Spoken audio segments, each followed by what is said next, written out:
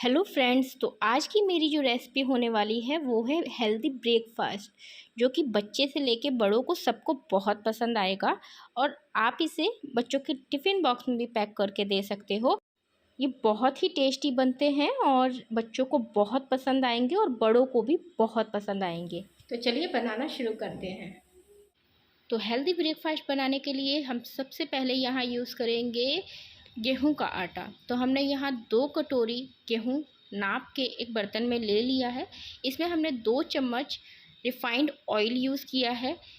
ये बस हमारे आटे को थोड़ा सॉफ्ट रखेगा, नरम रखेगा, इसलिए हमने इसको ऐड किया है। अब हम इसे मिलाना स्टार्ट करेंगे। तो हम पानी लेंगे और इतने आटे में हमारा कम से कम 1 गिलास पानी लग गया था। तो जैसे हम रोटी का आटा सानते हैं उसी तरीके से धीरे धीरे पानी डाल के नरम आटा हमें इसे लगा लेना है। तो ये जो हमारा नाश्ता है ये मैदे में भी बनता है, तो हमने यहाँ पे मैदे का यूज़ नहीं किया है। हमने यहाँ पे बच्चों को रख के यहाँ पे ये नाश्ते को तैयार किया है, जो कि गेहूं के आटे में भी बहुत अच्छे बनते हैं। तो आप ज़रूर एक बारी इसको गेहूं के आटे में ट्राई कीजिएगा। तो अब हमने पूरा आटा सान लिया है। आप देख सकते हैं कि इस तरीके का नरम आटा आपको सान के रखना है। अब इसको 10 से 15 मिनट के लिए रेस्ट पे रख दीजिए, तब तक कि हम बाकी की तैयारियां करते हैं। तो सबसे पहले हमने यहाँ पे 4 से 5 आलू ले लिए हैं। तो इसको मैंने छील के अच्छे से कटोरे में मैश कर लिया है। जब आप इसे मैश करेंगे तो इसमें एक भी ढेला ना रहे, अच्छे से इसको फाइन मैश कर लीजिएगा। तो यहाँ पे हमने थोड़ा सा मटर यूज़ किया है। ये है हमारी हरी मिर्च। ये ज़्यादा तीखी नहीं है, अकॉर्डिंग योर टेस्ट। अगर आप ज़्यादा तीखा पसंद करते हैं तो आप उस हिसाब से ले सकते हैं। तो हमने लहसुन और अदरक का पेस्ट लिया है, हमने उसे कूट लिया था खल में। और प्याज लिया है बारीक बारीक, 1 प्याज का यूज़ किया है और 1 छोटा सा टमाटर यूज़ किया है। और थोड़ी सी हमने धनिया गार्निश करने के लिए ली है। तो अब इन सभी चीज़ों को हम इस बाउल में ट्रांसफ़र कर देंगे जिसमें हमने आलू लिया था। तो इस तरीके से हमने सबको ट्रांसफ़र करना है। और अब हम इसमें ऐड करेंगे रेड चिली फ्लेक्स 1 चम्मच, और यहाँ हमने यूज़ किया है 1 चम्मच काली मिर्च का पाउडर, और स्वाद अनुसार इसमें हमने नमक यूज़ किया है। तो इन तीनों को इसमें ऐड करके अच्छे से इसको मिला लीजिए।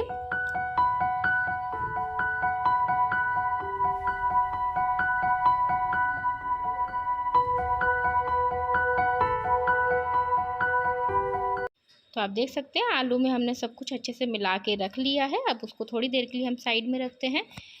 तो यहाँ हम चीज़ क्यूब का यूज़ कर रहे हैं, तो हमें 2 चीज़ क्यूब की ज़रूरत है। तो हमने 2 चीज़ क्यूब ले लिया और इसको अब हम इस तरीके से चाकू से काट लेंगे। अगर आपके पास चीज़ क्यूब ना हो तो आप चीज़ स्लाइस भी यूज़ कर सकते हो, उससे भी ये बहुत अच्छा लगता है। तो इस तरीके से हमने सबको कट करके एक तरफ साइड में रख दिया। तो अब हम यहाँ पे तैयार कर रहे हैं कॉर्नफ्लावर की स्लरी। तो अगर आपके पास कॉर्नफ्लावर ना हो तो आप यहाँ पे 2 चम्मच मैदा का भी यूज़ कर सकते हैं। यहाँ मैंने 2 चम्मच कॉर्नफ्लावर का यूज़ किया है और स्वाद अनुसार हल्का सा इसमें नमक डाला है। और उसको अच्छे से पानी से मैंने इस तरीके से मिला लिया है। तो जब आप इसमें पानी ऐड कीजिएगा तो एक बारी में पानी मत ऐड कीजिएगा, धीरे धीरे करके इसमें पानी ऐड करके इसे इस तरीके से। तो मैं यहाँ पे इसकी कंसिस्टेंसी भी दिखा देती हूँ कि इस तरीके की कंसिस्टेंसी आपकी होनी चाहिए। तो देख सकते हैं इस तरीके की कंसिस्टेंसी होनी चाहिए। तो इसे मिला के तब तक आप इसे साइड रख दीजिए। तो अब हमने आटा ले लिया है। आटा हमने रेस्ट करने के लिए 10 से 15 मिनट के लिए छोड़ा था, तो वो भी अब सेट हो चुका है। तो एक बारी अपने हाथों से उसे अच्छे से आप मिला लीजिए और उसे साइड में रखिए। अब हम लेंगे चकला और बेलन। तो अब हम इसकी छोटी छोटी रोटी बनाना स्टार्ट करेंगे। तो पहले हमने एक बड़ा सा लोइया लिया और उसको जिस तरीके से हम रोटी बनाते हैं उस तरीके से आपको रोटी बनानी है। तो जितनी पतली आप रोटी बनाते हैं घर में उसी तरीके से आपको रोटी बनानी है। तो मैं यहाँ पे दिखा देती हूँ कि कितना पतला आपको रखना है। तो अगर आपको चकले का यूज़ करना हो तो आप चकले पे बेल सकते हैं, या आप सिलाब की सरफेस पे भी इसे यूज़ कर सकते हैं। तो यहाँ देखिए इस तरीके का आपको इतना पतला इसको बेलना है। तो मैंने पूरे चकले के बराबर इसको बेल लिया है और एक कटोरी इस तरीके से लेके इसको मैंने काट लिया है। एक तरीका आपका ये है कि आप बड़ा सा एक रोटी बेल के इस तरीके से आप कटोरी से काट लीजिए छोटी छोटी पूड़ियाँ, या तो आप छोटी छोटी लोई लेके पूड़ी की आकार का इस तरीके से, जैसे मैंने एक छोटा सा लोइया लिया और छोटी छोटी पूड़ी बेल ली। तो मैंने आपको दोनों तरीके यहाँ पे दिखा दिए हैं, जिसमें आप सूटेबल हो वो आप यूज़ कर सकते हैं। तो इस तरीके से बेल बेल के एक बर्तन में रख लीजिए। तो हमने यहाँ पे दूसरा भी आपको दिखा दिया कि हमने छोटा सा लोइया लिया और उसको इस तरीके से बेल लिया। तो हमने सबको बेल के एक प्लेट में रख लिया है। तो अब हम स्टफिंग जो हमने तैयार की थी वो हम इसमें भरेंगे।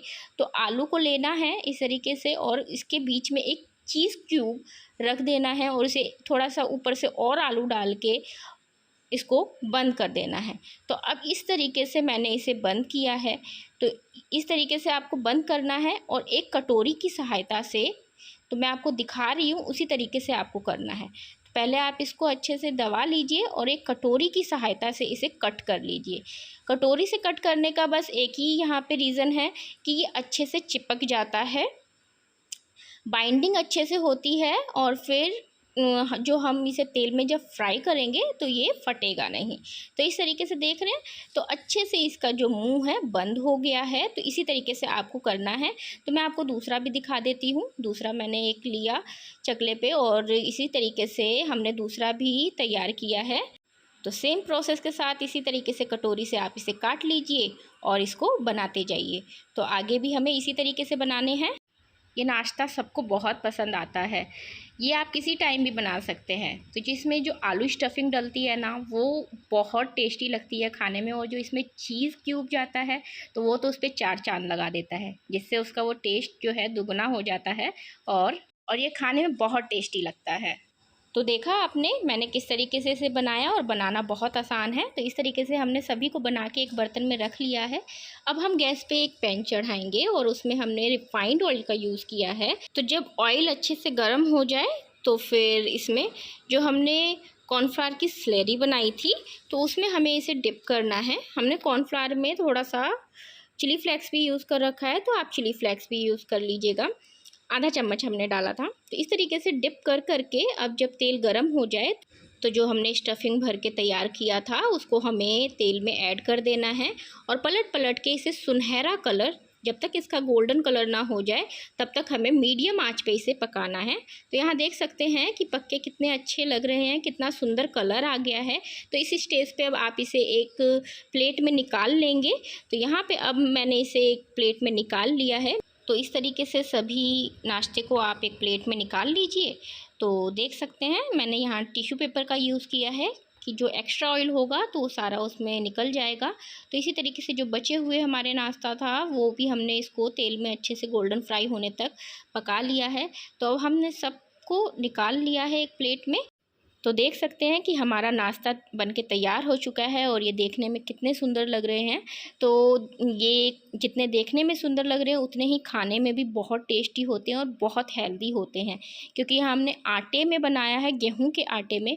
तो देखिए मैं आपको तोड़ के भी दिखा रही हूँ कि अंदर चीज़ जो हमने डाला था कितना यम्मी लग रहा है देखने में, और इसकी हर एक बाइट बहुत टेस्टी लगती है, चीज़ी चीज़ी।